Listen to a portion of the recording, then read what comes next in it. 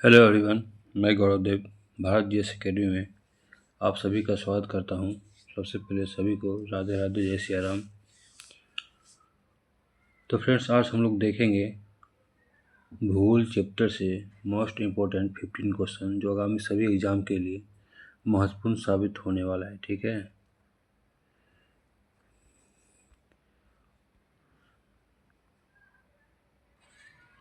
चलिए बिना समय गवाए हुए हम लोग अपना क्लास स्टार्ट करते हैं। और हाँ, क्लास अगर सही लगे तो लाइक एंड सब्सक्राइब करना ना भूलें।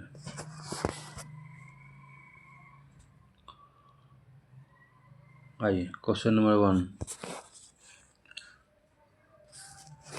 अस्तित्वमान द्रव एवं ऊर्जा के सम्मिलित रूप को क्या कहते हैं?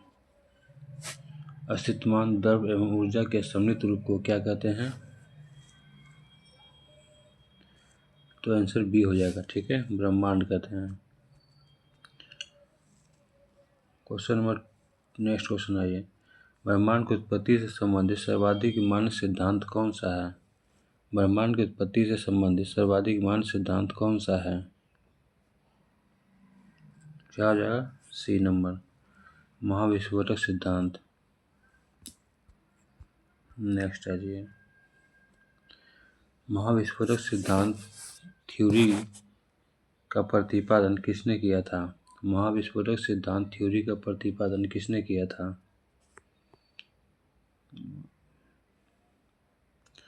तो किसने किया था? तो सी नंबर हो जाएगा, एब जॉर्ज लेवेंटर। ठीक है, नेक्स्ट आइए। महाविस्फोटक सिद्धांत की व्याख्या बाद में किसने की? महाविस्फोटक सिद्धांत की व्याख्या बाद में किसने की? तो किसने की? रॉबर्ट वैगोनर ने की। नेक्स्ट आइए।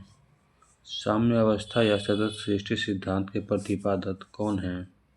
साम्य अवस्था या सतत सृष्टि सिद्धांत के प्रतिपादन कौन है, यानी कौन थे?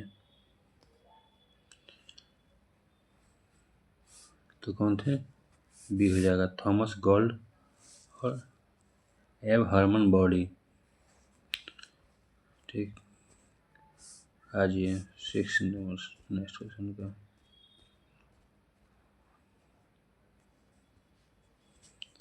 दोलन सिद्धांत का प्रतिपादन किसने किया था? दोलन सिद्धांत का प्रतिपादन किसने किया था? तो सी हो जाएगा। ठीक है, डॉक्टर एलन संडेजा। क्वेश्चन नंबर 7 आइए। स्फीति सिद्धांत के प्रतिपादक कौन थे? स्फीति सिद्धांत के प्रतिपादन कौन थे? 7 का जवाब दीजिए।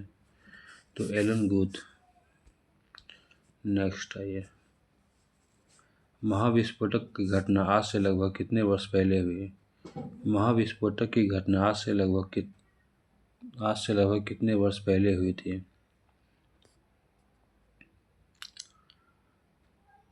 जवाब कमेंट बॉक्स में देते रहिए। तो अभी थी सी नंबर जाएगा, 13.7 अरब वर्ष। नेक्स्ट आइए। सौरमंडल का निर्माण आज से लगभग कितने वर्ष पूर्व हुआ? सौरमंडल का निर्माण आज से लगभग कितने वर्ष पूर्व हुआ? तो बी हो जाएगा, 4.6 अरब वर्ष पूर्व। नेक्स्ट। ब्रह्मांड के निरंतर विस्तार के साक्ष्य के रूप में किसका अवलोकन किया जाता है? ब्रह्मांड के निरंतर विस्तार के साक्ष्य के रूप में किसका अवलोकन किया जाता है? 10th का। तो किसका किया जाता है? ए नंबर, रेड शिफ्ट का। ठीक है, नेक्स्ट आइए। नासा ने किस वर्ष मैप नामक अनुसंधान बनाया था, यानी कि माइक्रोवेव एनिसोट्रॉपी प्रोब कब बनाया था? आइए,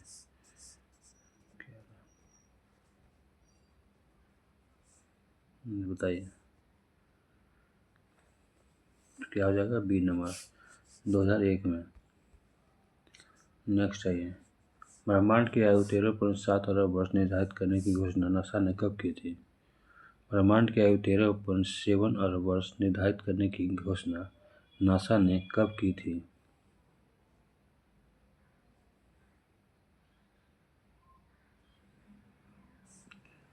कब किया था? फरवरी 2013 में। डब्ल्यू मैप उपग्रह पूरा नाम किसके सम्मान में रखा गया है? डब्ल्यू मैप उपग्रह पूरा नाम किसके सम्मान में रखा गया है?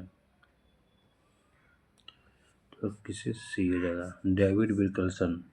ठीक है, नेक्स्ट आइए। भूवैज्ञानिक समय के सबसे बड़े खंड को क्या कहते हैं? भूवैज्ञानिक समय के सबसे बड़े खंड को क्या कहते हैं? तो क्या कहते हैं उसको? इयोन कहते हैं। इयोन को किन उपखंडों में विभाजित किया जाता है? इयोन को किन उपखंडों में विभाजित किया जाता है? तो महाकल्प, कल्प और युग। ठीक है, सभी में किया जाता है। नेक्स्ट आइए। ब्रह्मांड के निरंतर विस्तार के साथ जुटाने में किस वैज्ञानिक का योगदान उल्लेखनीय है? ब्रह्मांड के निरंतर विस्तार के साक्ष्य जुटाने में किस वैज्ञानिक का योगदान उल्लेखनीय है? क्या हो जाएगा? ए नंबर, एडविन हम्बल। नेक्स्ट आइए। ग्रीनकिस्ट ने किस वर्ष लॉर्ड हैड्रन कोलाइजर LHC का प्रयोग सफलतापूर्वक किया था? क्या हो जाएगा? बी नंबर, 2010 में।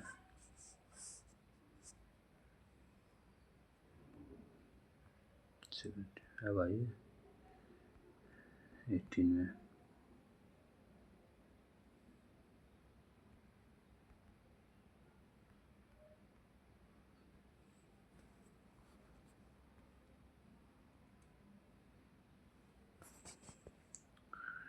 किस कण को गॉड पार्टिकल के नाम से जाना जाता है?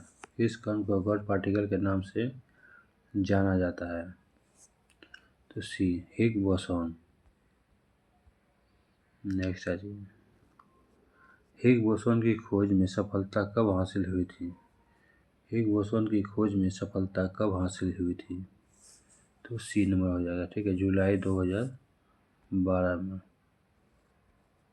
नेक्स्ट आइए। बोसॉन थ्योरी किस भारतीय वैज्ञानिक के नाम पर आधारित है? बोसॉन थ्योरी किस भारतीय वैज्ञानिक के नाम पर आधारित है? तो बी हो जाएगा। ठीक है, सत्येंद्र नाथ बोस। नेक्स्ट। ब्रह्मांड का व्यास लगभग कितना है? ब्रह्मांड का व्यास लगभग कितना है? तो आंसर सी हो जाएगा, 10⁸ प्रकाश वर्ष, 22। ब्रह्मांड में अनुमानित कितनी मंदाकिनियां हैं? ब्रह्मांड में अनुमानित कितनी मंदाकिनियां हैं? 22। कितना है? 100 अरब। 23। प्रत्येक मंदाकिनी में अनुमानित कितने तारे होते हैं? प्रत्येक मंदाकिनी में अनुमानित कितने तारे होते हैं?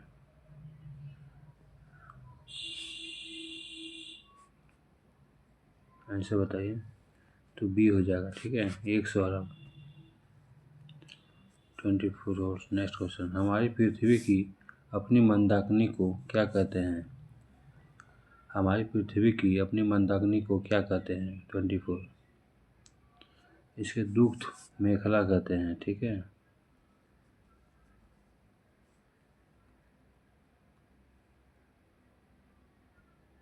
25 आइए।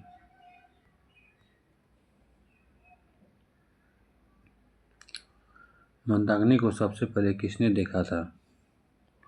मंदाकिनी को सबसे पहले किसने देखा था? तो किसने देखा था? गैलीलियो ने। नेक्स्ट। आकाशगंगा मिल्की वे के कितना प्रतिशत भाग सर्पिला है? आकाशगंगा का कितना प्रतिशत भाग सर्पिला है? आकाशगंगा को मिल्की वे ही बोलते हैं। कितना प्रतिशत भाग क्या है? सर्पिला है, 26 का। कितना है? 80%। नेक्स्ट आइए। आकाशगंगा की सबसे नज़दीक मंदाकिनी कौन सी है? आकाशगंगा की सबसे नज़दीक मंदाकिनी कौन सी है? तो क्या हो जाएगा? देवयानी। नेक्स्ट आइए, नवीनतम ज्ञात मंदाकिनी कौन सी है? नवीनतम ज्ञात मंदाकिनी कौन सी है?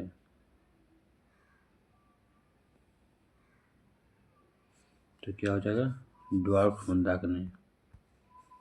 आइए 29 निहारिका से कुछ प्रश्न लिखा हुआ है।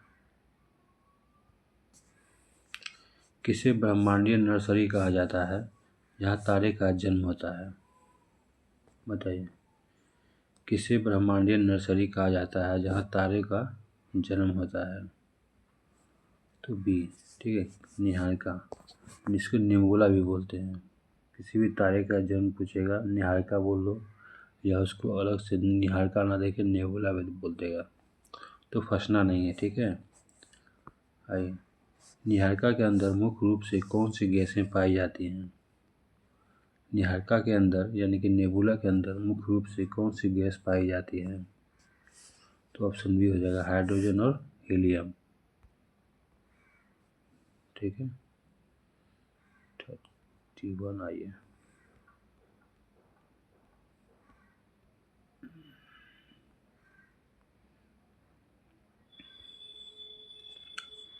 निहारिका किन दो कारणों से बनती है?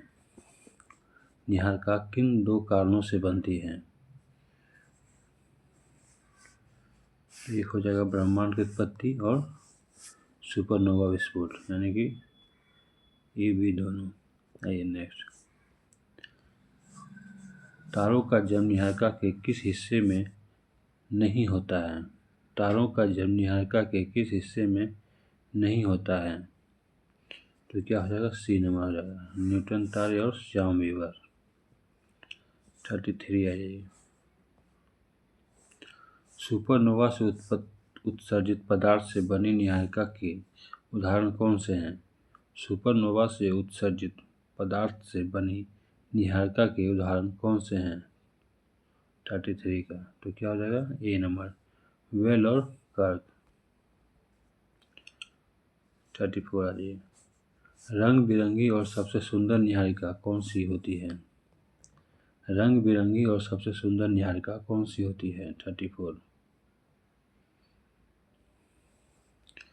तो क्या हो जाएगा? उत्सर्जन निहारिका है।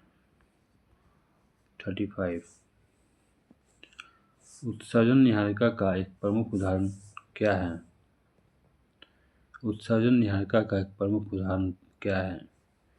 तो क्या हो जाएगा? बी नंबर, चील व झील।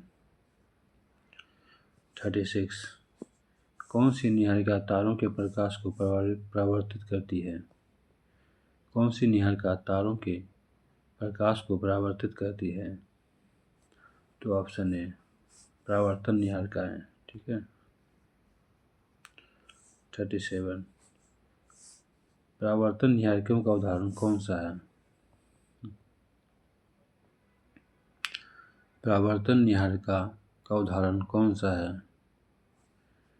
तो बी हो जाएगा, प्लेडिस निहारिका। ये क्या है? क्वेश्चन ऐसे भी दे देगा, प्लेडिस निहारिका किसका उदाहरण है? तो परावर्तन निहारिका का, ठीक है। आयोग कुछ भी पूछ सकता है, इसलिए फंसना नहीं है, क्वेश्चन को उसी हिसाब से बनाया जा रहा है, ठीक है। 38 आ जाइए, इस प्रकार की निहारिका प्रकाश को रोक देती है जिससे आकाशगंगा में दूर तक नहीं देखा जा सकता।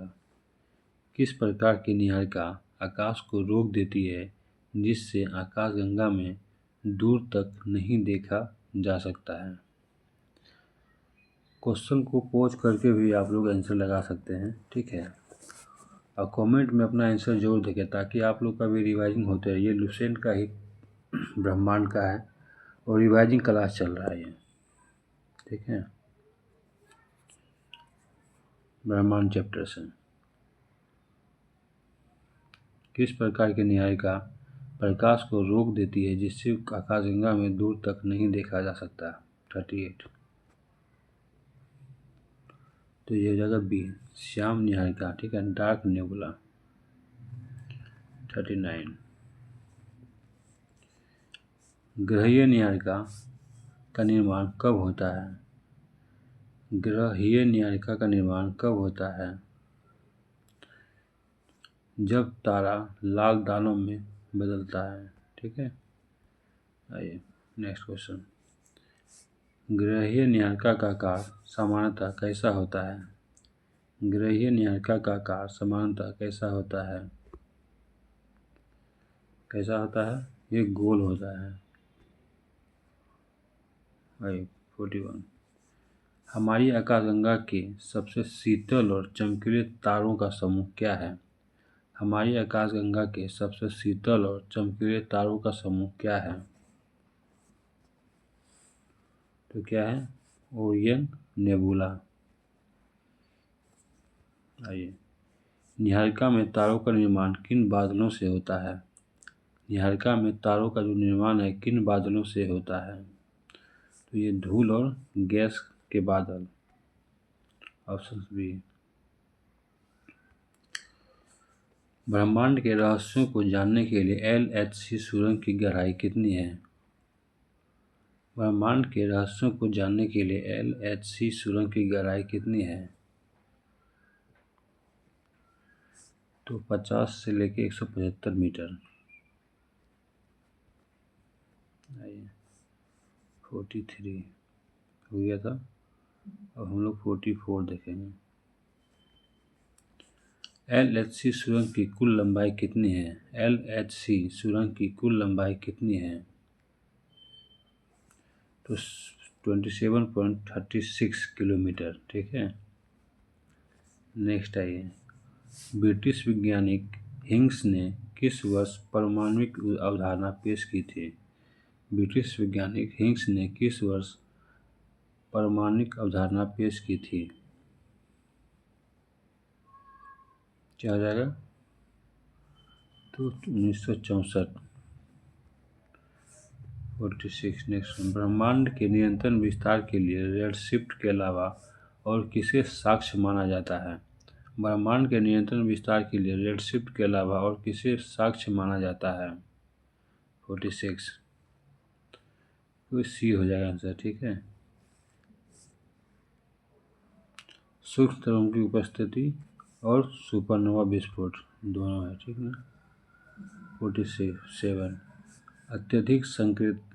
अत्यधिक संकेंद्रण के कारण जिस बिंदु का विस्फोट हुआ उसे क्या कहा गया है? तो ऑप्शन सी। ठीक है, महाविस्फोटक या बिग बैंग। 48। तारों के मृत अवशेष जो नीहारिका में पाए जा सकते हैं। तारों के मृत अवशेष जो नीहारिका में पाए जा सकते हैं, जवाब दीजिए। तो न्यूटन तारे और श्याम वीवर। Second last. नक्षत्रों और तारों के बीच की विशाल खाली जगहों में क्या पाया जाता है? नक्षत्रों और तारों के बीच की विशाल खाली जगहों में क्या पाया जाता है? तो नीहारिका पाया जाता है। ठीक है, आइए लास्ट क्वेश्चन। ब्रह्मांड विज्ञान को समझने हेतु गॉड पार्टिकल की खोज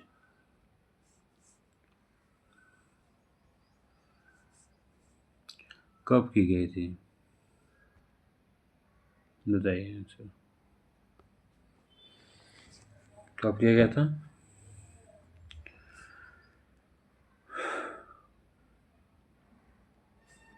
क्वेश्चन क्या था यार? हाँ, ब्रह्मांड की विज्ञान को समझने हेतु गॉड पार्टिकल की खोज कहाँ की गई? तो कहाँ की गई? यूनिवर्स हो जाएगा। तो दोस्तों, ये सेशन आपको कैसा लगा?